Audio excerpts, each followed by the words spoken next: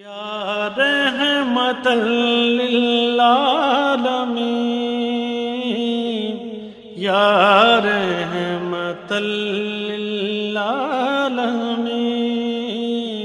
یا رحمت للعالمین.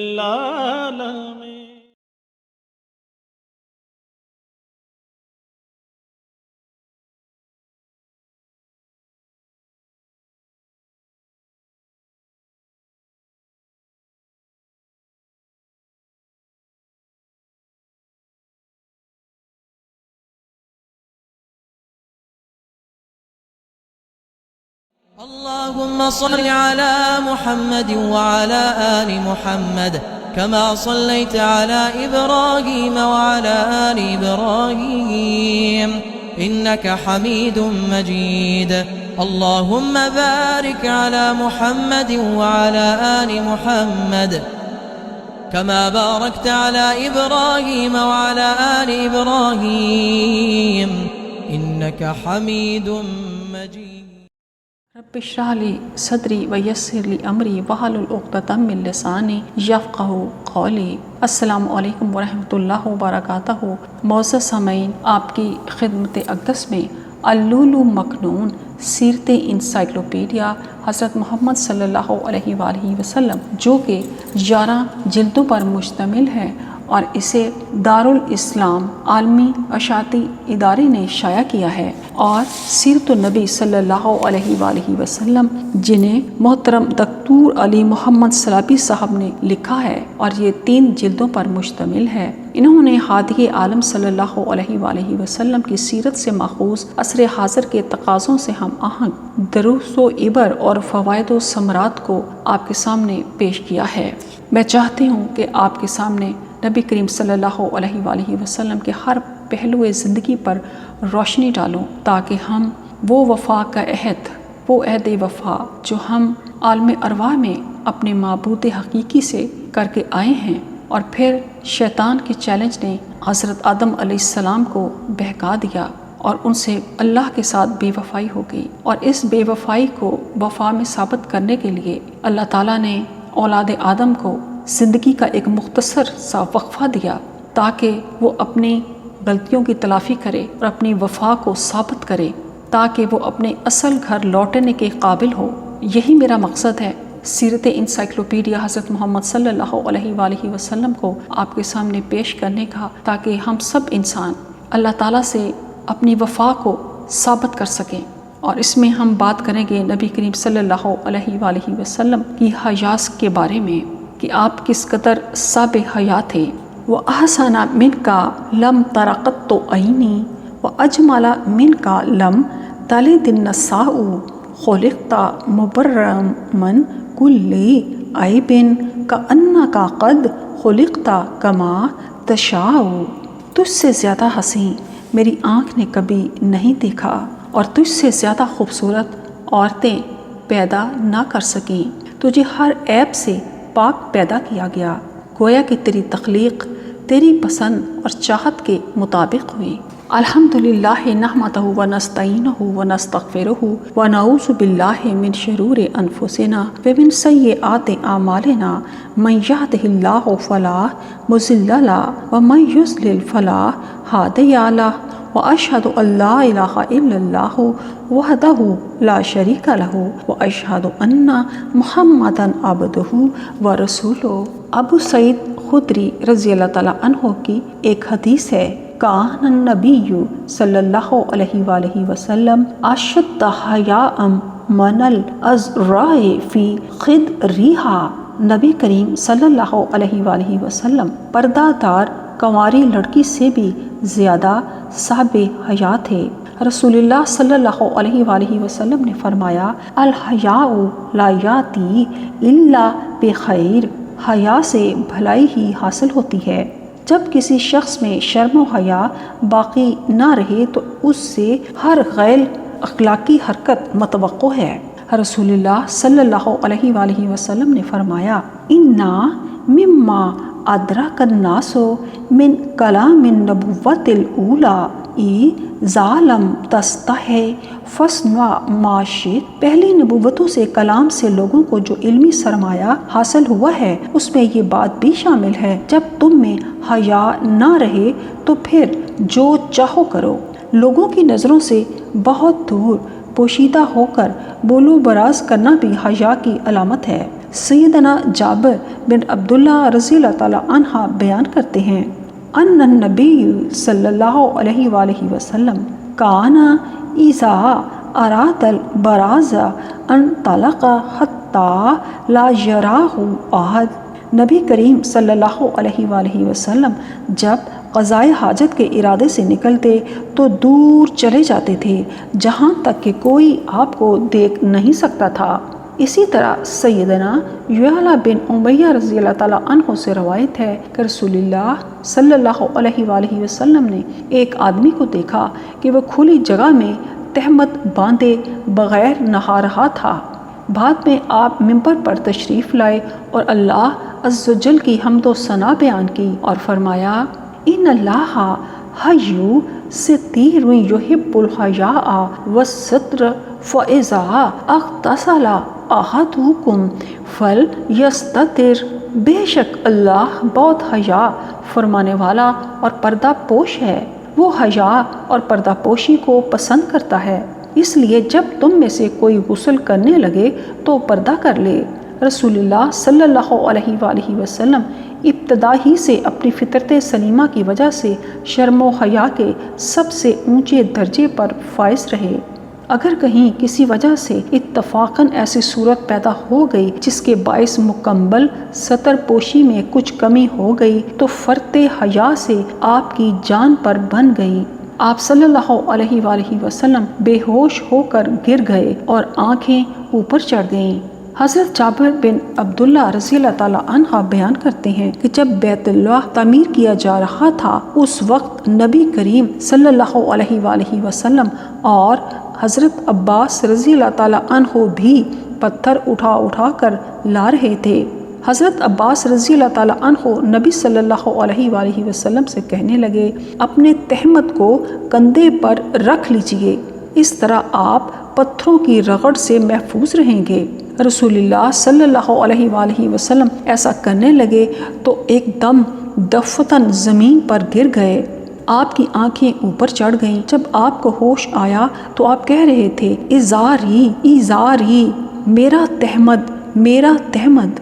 پھر آپ نے اپنا تہمد خوب اچھی طرح کس کر باندھ لیا۔ یہ اللہ تعالیٰ کی طرف سے تحفظ کا عجیب انتظام تھا کہ جس عریانی کو اس وقت کے لوگ معمولی سی بات سمجھتے تھے اس کے خلاف اللہ کے رسول صلی اللہ علیہ وآلہ وسلم کے دل میں اتنی شدید نفرت بھر دی گئی اور حیا کی ایسی پاسداری ڈال دی گئی کہ وہ آپ کی سیرت مقدسہ کا سب سے قیمتی جوہر بن گئی۔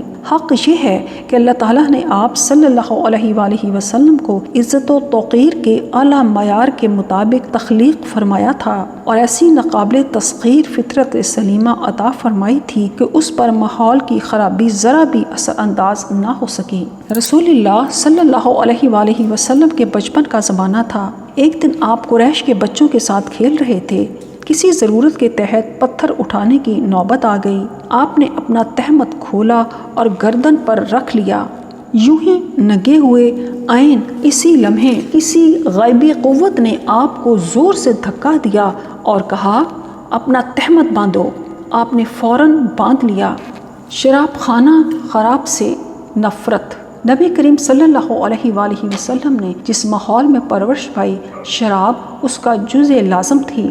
عرب شراب کے بڑے دل دادا تھے، اس کے بغیر وہ زندگی کا تصور ہی نہیں کر سکتے تھے۔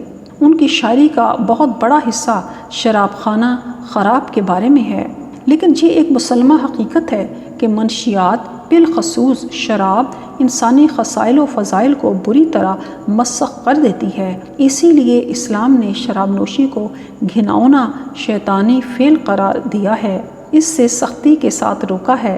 اللہ تعالیٰ کا فرمان ہے بسم اللہ الرحمن الرحیم، یا ایھا الذین آمنوا انما الخمر والمیسر والانصاب والازلام رجس من اعمال الشیطان فاجتنبوه لعلکم تفلحون انما یرید الشیطان ان یوقع بینکم العداوة والبغضاء فی الخمر والمیسر ویصدکم عن ذکر اللہ وعن الصلاۃ فہل انتم منتہون۔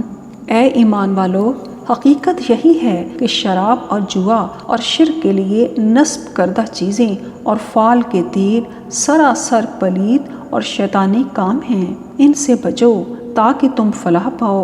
شیطان تو یہی چاہتا ہے کہ شراب اور جوئے کے ذریعے سے تمہارے درمیان دشمنی اور بغض ڈال دے اور تمہیں اللہ کے ذکر اور نماز سے روک دے۔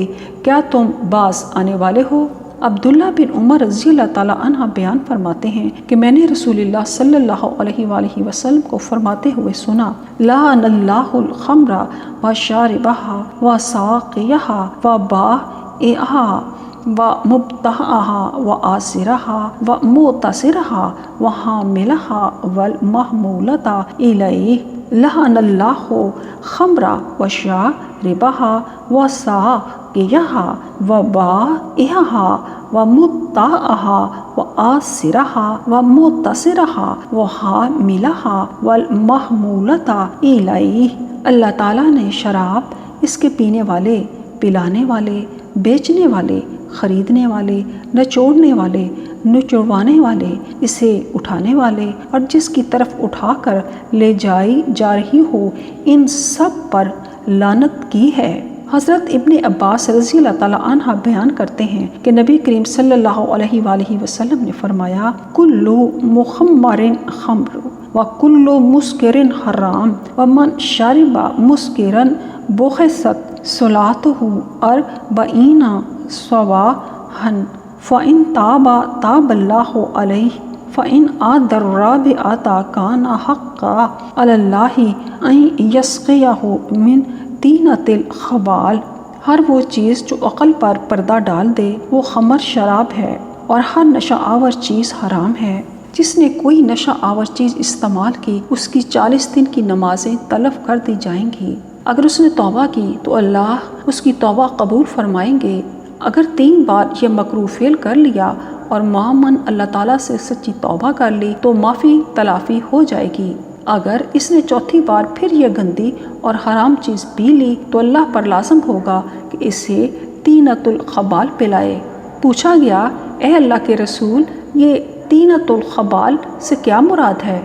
آپ نے فرمایا، سوا دیو اہل النار ومن سقاہ سوا غیر اللہ یعرف حلالہ من حرامہ کان حقا علی اللہ ان یسقیہ من طینۃ الخبال۔ یہ جہنمیوں کے جسم سے نکلنے والی پیپ ہے، اور جس نے کسی ایسے کم عمر کو شراب پلا دی جسے حلال و حرام کی کوئی تمیز نہیں تھی تو اللہ تعالیٰ کے ذمے لازم ہے کہ پلانے والے کو طینۃ الخبال پلائے۔ نبی کریم صلی اللہ علیہ وآلہ وسلم شراب کی حرمت کا علم ہونے سے پہلے بھی کبھی شراب کے قریب نہیں بھٹکے۔ حضرت علی رضی اللہ تعالیٰ عنہ بیان کرتے ہیں کہ نبی کریم صلی اللہ علیہ وآلہ وسلم سے پوچھا گیا، کیا آپ نے کبھی بت پرستی کی ہے؟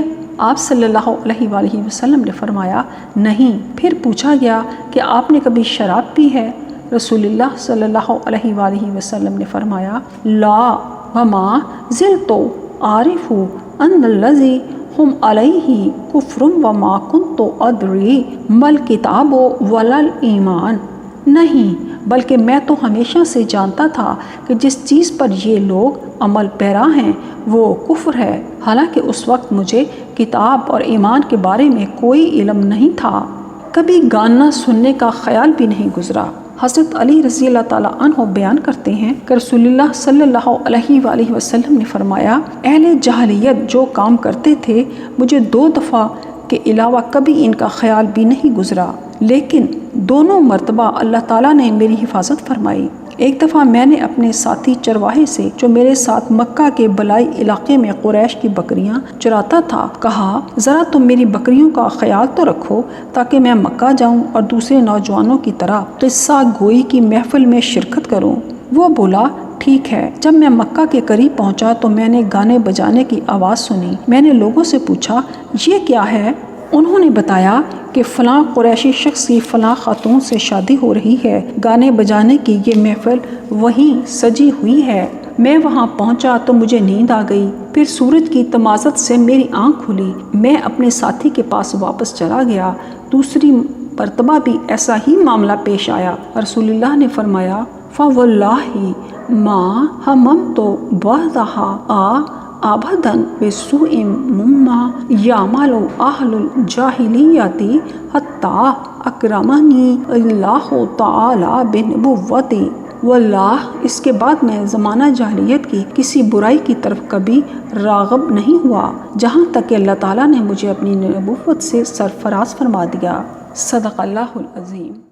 اللهم صل على محمد وعلى آل محمد كما صليت على إبراهيم وعلى آل إبراهيم إنك حميد مجيد اللهم بارك على محمد وعلى آل محمد كما باركت على إبراهيم وعلى آل إبراهيم إنك حميد مجيد